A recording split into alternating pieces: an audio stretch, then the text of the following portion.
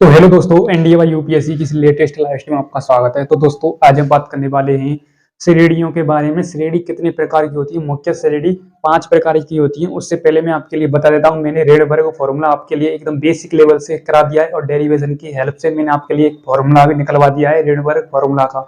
उसी की हेल्प से आज हम क्या करेंगे, स्पेक्ट्रम रेखाओं के आधार पर कितने प्रकार की श्रेणी होती है। तो मैंने आपके लिए जो फॉर्मूला कराया था उसकी मैंने आपके लिए लैंग्वेज लिखाई थी और उस लैंग्वेज मैंने आपके लिए समझाई थी कैसे किस प्रकार से। मैं आज उसको एक्सप्लेनेशन करूंगा दोबारा से। तो बिना टाइम बर्बाद किए मैं इस क्लास को चालू करता हूं। बहुत ही इंपॉर्टेंट और लाजवाब श्रेणी है, बहुत ही, और पेपर में हट हट के पूछी जाती है, बहुत ही इंपॉर्टेंट है। यहाँ से 100% ना तो 101% एक क्वेश्चन छपेगा। तो देखते जाइए, चाहे आप एनडीए ले लो, चाहे एयरफोर्स ले लो, चाहे आईसीजी, चाहे नेवी ले लो, कोई से पेपर में बापू लेवल का क्वेश्चन हर टाइम छपता है। तो देखते जाइए।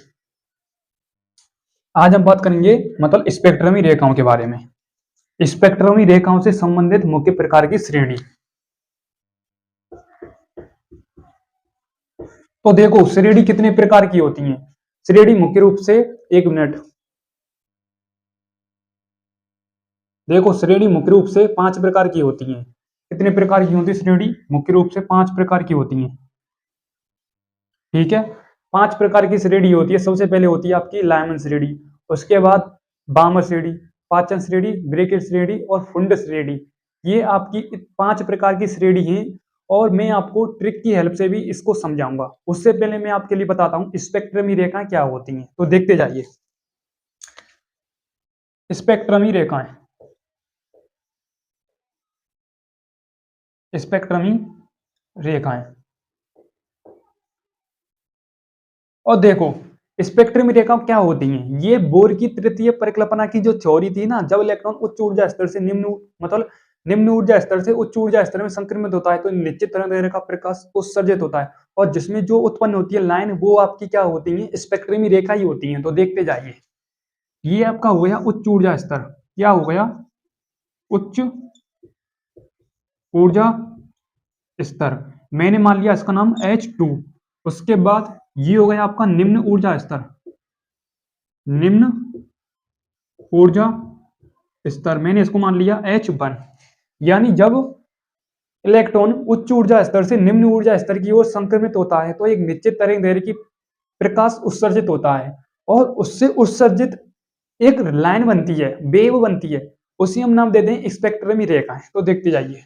इन दोनों का अंतर है डेल्टा ई, डेल्टा ई। दोनों ऊर्जाओं का अंतर कितना है, डेल्टा ई। जब इलेक्ट्रॉन H1 ऊर्जा से H2 ऊर्जा की ओर संक्रमित करेगा, यहां से उछलेगा तो यहां तक जाएगा, तो उनकी ऊर्जाओं में कितना डिफरेंस आता है, वो होता है डेल्टा ई। डेल्टा को कहते हैं ऊर्जा में परिवर्तन। तो देखते जाइए।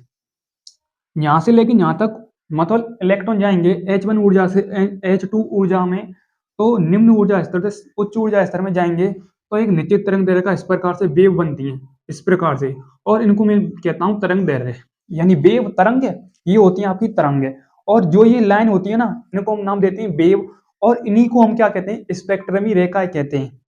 एक मिनट, दोबारा से देखो। जब इलेक्ट्रॉन H1 ऊर्जा स्तर से H2 ऊर्जा स्तर की ओर संक्रमित होता है तो उससे एक निश्चित तरंग दैर्घ्य का प्रकाश उत्सर्जित होता है, और जो लाइन बनती है ये यही होती है आपकी स्पेक्ट्रमी रेखाएं। तो मैं आपके लिए डेरिवेशन की हेल्प से, उससे पहले मैंने आपके लिए एक मतलब जो मैंने आपके लिए रेडबर्ग फॉर्मूला कराया था, रेडबर्ग फॉर्मूले से मैंने आपके लिए लैंग्वेज लिखाई थी।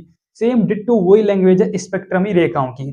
ठीक है, स्पेक्ट्रम रेखाओं की सेम डिट्टो वही लैंग्वेज है। आपने पहली क्लास इससे पहली क्लास आपने अभी अटेंड नहीं की है तो उसे अटेंड कर लें। तो देखो, मैं इसकी लैंग्वेज बताने से पहले मैं आपके लिए रेडबर्ग फॉर्मूला और बता देता हूँ। रेडबर्ग फॉर्मूला होता है 1/में लैम्बडा बराबर में r कोष्टक में 1/में n2 का होल स्क्वायर माइनस का 1/में n1 का होल स्क्वायर। यदि आपको यह फॉर्मूला पता होगा तभी आप श्रेणियों को ज्ञात कर पाएंगे।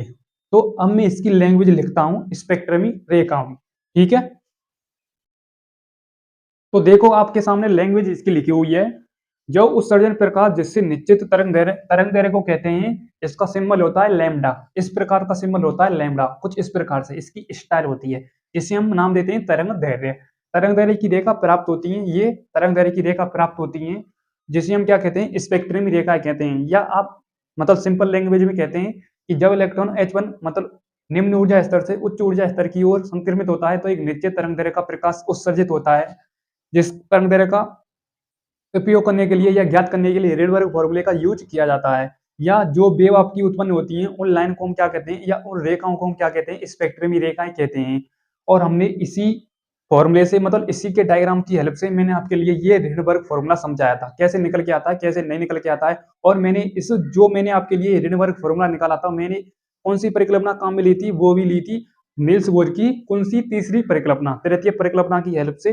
तब ये निकल करके आया था क्या, क्या निकल करके आया था, रेडबर्ग फॉर्मूला, जो कि आपके सामने लिखा हुआ है 1/में लैम्डा बराबर में आर कोष्टक में 1/में n2 का होल स्क्वायर माइनस में 1/में n1 का होल स्क्वायर और कोष्टक बंद। बहुत ही इंपॉर्टेंट, लाजवाब। अब यहाँ से कॉन्सेप्ट चालू होने वाला है, देखते जाइए। एक बार इसका स्क्रीनशॉट लेना चाहें तो ले सकते हैं।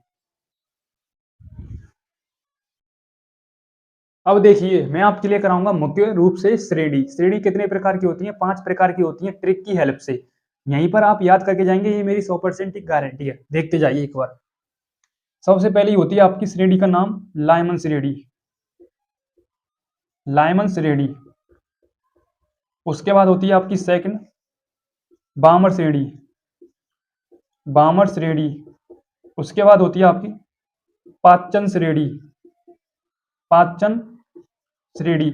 उसके बाद होती है लाइमन श्रेणी, बामर श्रेणी, पाचन श्रेणी, ब्रैकेट श्रेणी, ब्रैकेट श्रेणी। उसके बाद होती है आपकी लास्ट फुंड श्रेणी, फुंड श्रेणी। ये होती है आपकी 5 प्रकार की श्रेणी।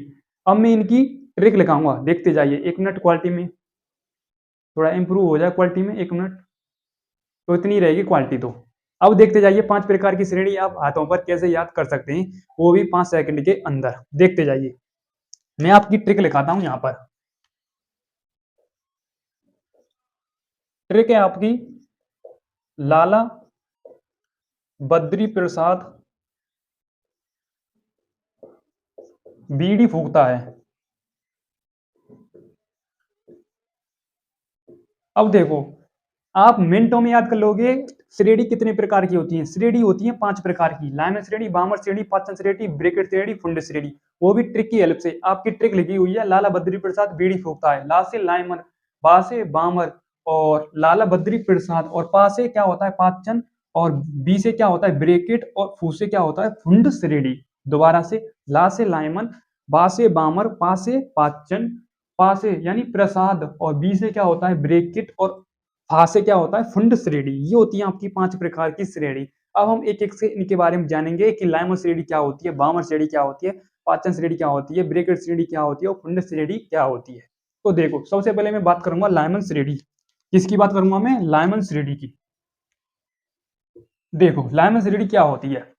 जब इलेक्ट्रॉन उच्च ऊर्जा स्तर से निम्न ऊर्जा स्तर में संक्रमित होता है तो एक निश्चित तरंगदैर्घ्य का प्रकाश उत्सर्जित होता है, जिसकी तरंगदैर्घ्य ज्ञात करने के लिए लाइमन श्रेणी का उपयोग किया जाता है, जिससे हम क्या नाम देते हैं, लाइमन श्रेणी। क्या नाम देते हैं, लाइमन श्रेणी। दोबारा से देखो, जब इलेक्ट्रॉन उच्च ऊर्जा स्तर से, उच्च की बात कर रहा हूं, उच्च ऊर्जा स्तर से निम्न ऊर्जा स्तर की ओर संक्रमित होता है तो एक निश्चित तरंगदैर्घ्य का प्रकाश उत्सर्जित होता है, जिसकी तरंगदैर्घ्य ज्ञात करने के लिए लाइमन श्रेणी का प्रयोग किया जाता है, जिससे हम लाइमन श्रेणी कहते हैं। तो देखते जाइए, लाइमन श्रेणी ज्ञात करने के लिए सबसे पहले आपको रेडबर्ग फॉर्मूले का पता होना चाहिए। देखो, रेडबर्ग फॉर्मूला क्या होता है। रेडबर्ग फॉर्मूला होता है 1/में लैम्डा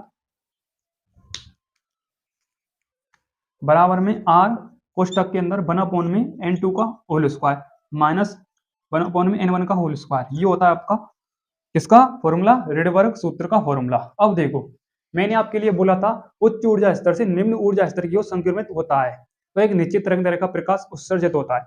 अब देखो, n2 की वैल्यू आपको क्या रखनी है और n1 की वैल्यू क्या रखनी है। हम पहली श्रेणी की बात कर रहे हैं तो आपको n2 का मान रखना है। n2 का मान कितना रखना है आपको, देखते जाइए दोबारा से। देखो, हम फर्स्ट श्रेणी की बात कर रहे हैं। किसकी बात कर रहे हैं, फर्स्ट श्रेणी की बात कर रहे हैं। देखो, हमने किसकी बात करी है, फर्स्ट श्रेणी की बात करी है। तो आप रखेंगे n2 का मान कितना रखेंगे, 2 रखेंगे। कितना रखेंगे, 2 रखेंगे, क्योंकि एक की बात कर रहे हैं तो एक उससे बढ़कर 2 होना चाहिए। और n1 की वैल्यू रखेंगे हम कितनी, उससे कम 1। यदि यहाँ पर सेकंड श्रेणी होती तो n2 की वैल्यू लेते हैं हम 3, उससे ज्यादा, और n1 की वैल्यू लेते हैं हम उससे कम यानी 2। अब देखो, n2 का मान और n1 का मान इसमें पुट करते हैं, निकल के क्या आएगा, वही आपकी क्या कहलाएगी, लाइमन्स रेडी की वैल्यू। मतलब फॉर्मूले में थोड़ा प्रॉब्लम है। 1/में लैम्बडा बराबर में आर 1/में n1 का होल स्क्वायर 1 माइनस मतलब माइनस का 1 n2 का होल स्क्वायर। आप फॉर्मूले को ऐसे रखना है। अब देखो, अब आपके लिए निकालूंगा मैं n2 का मान और n1 का मान इसमें रखूंगा, तो देखते जाइए। n1 का मान कितना है, एक का होल स्क्वायर एक होता है, 1 में एक, उसके बाद में माइनस माइनस 1 में n2 की वैल्यू कितनी है 2, और 2 का होल स्क्वायर कितना होता है 4, लासा लेंगे 4, 4 माइनस 1 बराबर में कितना आएगा, और कांस्टेंट r है तो 3r/4, ये आ जाएगा क्या, लाइमन्स रेडी के लिए। फॉर्मूले को याद रख लेना। फॉर्मूला इसमें इस प्रकार से लगेगा, मतलब जब इलेक्ट्रॉन उच्च ऊर्जा स्तर से मतलब निम्न ऊर्जा स्तर से उच्च ऊर्जा स्तर में संक्रमित होता है तो निश्चित तरंग दैर्घ्य का प्रकाश उत्सर्जित होता है, जिसकी तरंग दैर्घ्य ज्ञात करने के लिए रेडबर्ग सूत्र का प्रयोग किया जाता है। देखो, पहले कम फिर ज्यादा, पहले कम फिर ज्यादा, पहले कम फिर ज्यादा, पहले कम आएगा फिर ज्यादा आएगा, यानी n1 आएगा फिर n2 आएगा। यानी n1 का मान 1, n2 का मान 2, यानी कम है, उसके बाद n2 की वैल्यू ज्यादा है, तो कम में से ज्यादा, पहले कम उसके बाद ज्यादा। ठीक है, तो 3r/4 ये होता है लाइमन्स रेडी। और लाइमन्स रेडी हमेशा पराबैंगनी क्षेत्र में उपस्थित होती है। किसमें, पराबैंगनी क्षेत्र में, पराबैंगनी क्षेत्र में। ठीक है, यहां तक क्लियर। पराबैंगनी क्षेत्र में क्या होती है, लाइमन्स रेडी। ये है इसकी डेफिनेशन दोबारा से, मतलब जब इलेक्ट्रॉन निम्न ऊर्जा स्तर से उच्च ऊर्जा स्तर में संक्रमित होता है तो एक निश्चित तरंग दैर्घ्य का प्रकाश उत्सर्जित होता है, जिसकी तरंग दैर्घ्य ज्ञात करने के लिए, जिसकी तरंग मतलब जब इलेक्ट्रॉन उच्च ऊर्जा स्तर से निम्न ऊर्जा स्तर से उच्च ऊर्जा स्तर में संक्रमित होता है, जिसकी तरंग दैर्घ्य ज्ञात करने के लिए लाइमन्स रेडी का प्रयोग किया जाता है, जैसे हम क्या देखते हैं, लाइमन्स रेडी। ये इसकी डेफिनेशन लिखी हुई है पूरी डिट्टो, और ये पराबैंगनी क्षेत्र में उपस्थित होती है। और हम इसके लिए n2 का मान और n1 का मान रखेंगे तो 3r/4 आ जाएगा इसका क्या मान, इसका 1 में लैम्बडा। यदि आप पूरा हल करें तो कर सकते हैं, और मेरी तो यही चॉइस है कि यहाँ तक आप करके आ सकते हैं। आपको श्रेणी पूछे तो आप श्रेणी पूछ सकते हैं, और ज्यादा आपसे एग्जामिनर क्या पूछता है, वो पूछता है कि लाइमन्स रेडी कौन से क्षेत्र में उपस्थित होती है, वो होती है पराबैंगनी क्षेत्र में। यहाँ तक क्लियर। अब मैं बताऊंगा आपके लिए बामर्स रेडी। ठीक है, इसका एक बार स्क्रीनशॉट लेना चाहें तो। ठीक है, अब आता है आपका बामर्स रेडी। बामर्स रेडी क्या होती है, जब इलेक्ट्रॉन दूसरे ऊर्जा स्तर से दूसरे की बात हो रही है, दूसरी श्रेणी है तो दूसरे की बात होगी। जब इलेक्ट्रॉन दूसरे ऊर्जा स्तर से संक्रमित होता है तो बामर श्रेणी की स्पेक्ट्रमी रेखाएं प्राप्त होती हैं, जिसे हम नाम क्या देते हैं, बामर श्रेणी कहते हैं। ऐसे ही पाचन श्रेणी के लिए तीसरा आ जाएगा, और ब्रैकेट श्रेणी के लिए चौथा आ जाएगा, और फुंड श्रेणी के लिए पांचवा आ जाएगा। तीसरे की जगह पर चौथा लगाने जा, और चौथे की जगह पर चौथा, और पांचवे की जगह पर पांचवा। ये होती है आपकी बामर श्रेणी, लाइमन्स श्रेणी, पाचन श्रेणी, ब्रैकेट श्रेणी और फुंड श्रेणी। अब मैं आपके लिए इन तीनों की वैल्यू ऐसे ही निकलवाऊंगा इस प्रकार से। अब देखो, यहां से आगे देखो, बामर श्रेणी के लिए, बामर श्रेणी की बात हो रही है तो n1 की वैल्यू कितनी आएगी 2, n1 की वैल्यू 2, और n2 की वैल्यू कितनी आएगी यहाँ पर, दूसरे की बात हो रही है तो 3 आ जाएगा। ठीक है, दूसरे की बात हो रही है तो उससे बढ़ के 3। अब देखो 2 और 3, 2 का होल स्क्वायर करो यहाँ पर 4, मतलब 2 का स्क्वायर 4 आ जाएगा।